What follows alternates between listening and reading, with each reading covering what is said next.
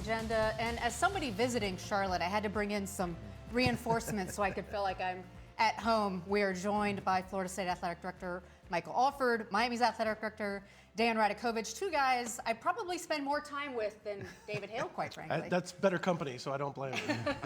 Thanks for joining us, guys. Absolutely, it's great to be here. So there's a lot to talk about, we know that's on the agenda. But before we get into all that, Miami, Florida State on the same set. Right. Did a truce had to be called here? You guys good sitting next to each other? No doubt about it. I mean, Michael and I have known each other for so many years. Yes. It is a great rivalry. Our fans enjoy it. We enjoy the competition. But one of the things is we both want to make sure that not only our institutions continue to move forward, but the league move forward. Yeah, and we have such a wonderful relationship, and as Dan pointed out, half a years, and it goes back to when we were at other institutions, and have always stayed in contact, ran ideas by each other about this industry, about the future of collegiate athletics, and still talk a lot now about where everything's going and how do we position our institutions to achieve greatness. Well, I want to ask you about that, but first, you guys are both looking to hire basketball coaches. I thought maybe you could rock, paper, scissors to see who gets first choice. So share notes. We're to share notes and see. All right, just making sure on that. Well, let's talk a little bit about this because I know one of the big topics, of course, everywhere in college football, certainly not just in the ACC, and things you're talking about here at the winter meetings, is the House settlement, how that's going to be implemented, what that means in terms of revenue sharing and how much you have to spend. Maybe just sort of from a broad-based perspective, how much has your job just changed in the last year or two because of this? Yeah, the 100% has changed, but it's changing for the better. And the House settlement hopefully continues to look like it's going to end where it's going to end in April and puts everything on a level playing field. But then looking at your budgets and everything that it's going to impact within that with the redistribution of those dollars and just planning for it. So it has changed a little bit. It's made it more, I go back to when I was in the NFL side of things in my 10 years in the league of looking at fair market value and how we evaluated that and how that's going to come into play.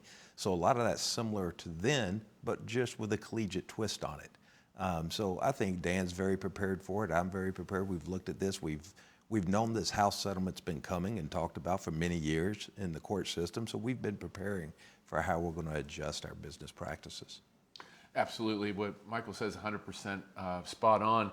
It's also, though, day-to-day changed how we work. Right. Because we grew up in a very different collegiate athletics business than what we have today.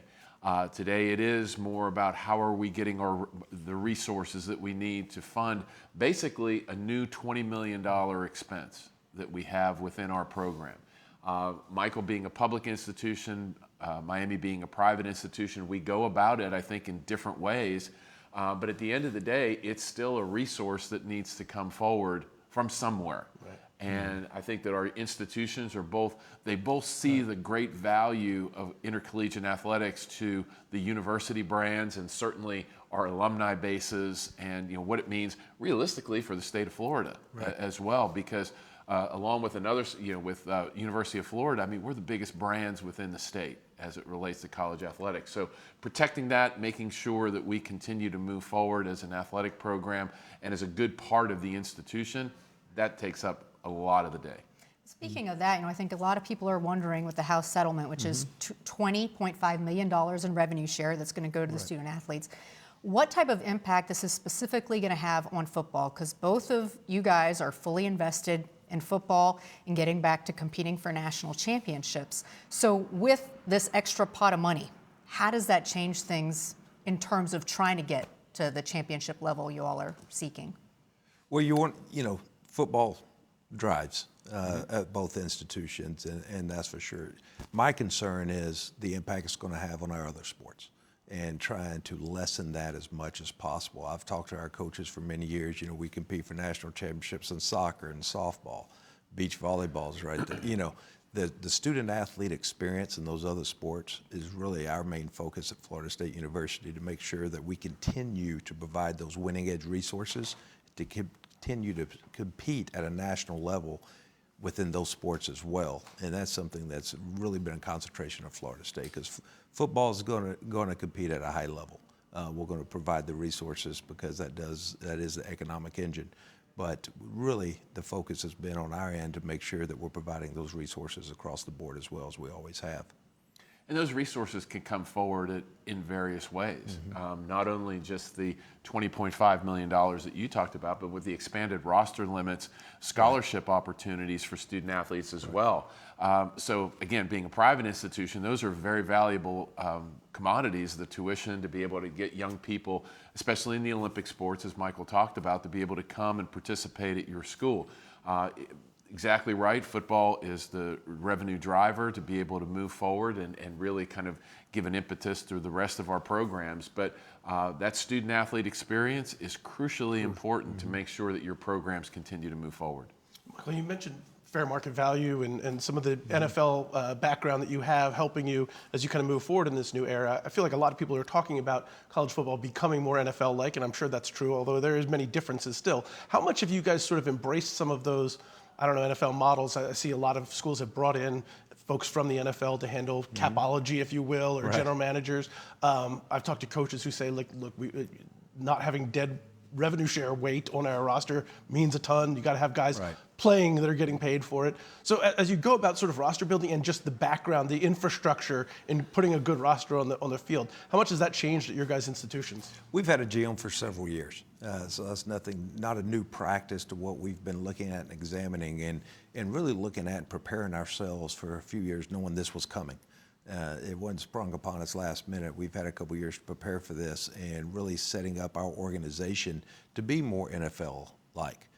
We've done that the last several years, and it's really paid dividends for us. So we're prepared for this new era of collegiate athletics. You know, while the term GM has become kind of a cool thing to have, maybe the same as Michael, we've had people within the football program really kind of doing that function without maybe having that title, okay? And I think the same thing with some other sports that we have to make sure that we're utilizing the dollars that we have in the most effective way possible. But it is different now to be able to have the focus maybe on that one individual.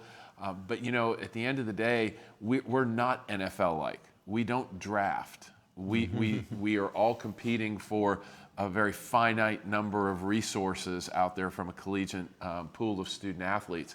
So that, along with the transfer portal and the ability for student athletes to move, makes it very un-NFL-like. So I think it's a little bit more of a Rubik's Cube for us collegiately than maybe it is for the NFL. I wanted to ask you both about the college football playoffs, since you both had experiences the last couple of years, and I'm sure your fans would like to see some changes to the CFP. But there's meetings in a couple of weeks with the commissioners again, where they're going to go over potential changes in 26 and beyond.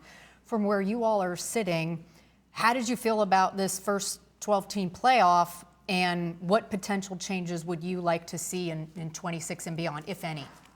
Go ahead. Yeah, I think that, first of all, it was a rousing success from a ratings perspective. It was a great success for student athletes and coaches. Collegiate football can do very little wrong when they put their best brands and best teams out there and show them to the country. I think, really a minor tweak along the way from how the rankings are put out for everybody to see. Maybe that's a good thing for the commissioners and Notre Dame to think about. And eventually there's going to be an expansion of the playoff and how that's going to look and how those are going to affect each and every conference. Yeah. I just ask you, Michael, and don't mean to cut you off, but I'm curious how you think the ACC championship game or conference championship games in general should play into that dynamic, because we saw some of that this year where Miami probably would have benefited from being able to play in that game.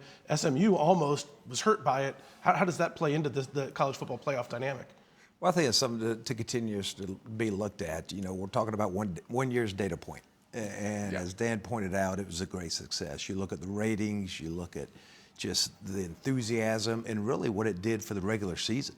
I mean, the interest in the regular season, I think, grew a little bit from going into the playoffs. I mean, at the end of the year, there were playoff games at the end of the year to get people in that drew a lot of attention. So we're really looking at one data point right now. Now, we're going to continue to talk and look at the future of college football and what little tweaks we should do.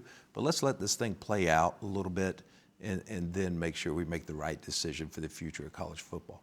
I'd agree with that 100% because it is just one data point, and sometimes when you looked at this past year, we were trying to mix 4-team playoff ideals that had gone over the last 10 years into a 12-team playoff, and that's very, very different. So I think there'll be, a lot of positive changes as we continue to move forward. I like taking one data point and just blowing it up into something insane. That's really what we do here. That's what college football's all about, right? That's You right. gotta get your Nobody knee-jerk overreacts. reaction. No. No, that never happens. Not on this network here.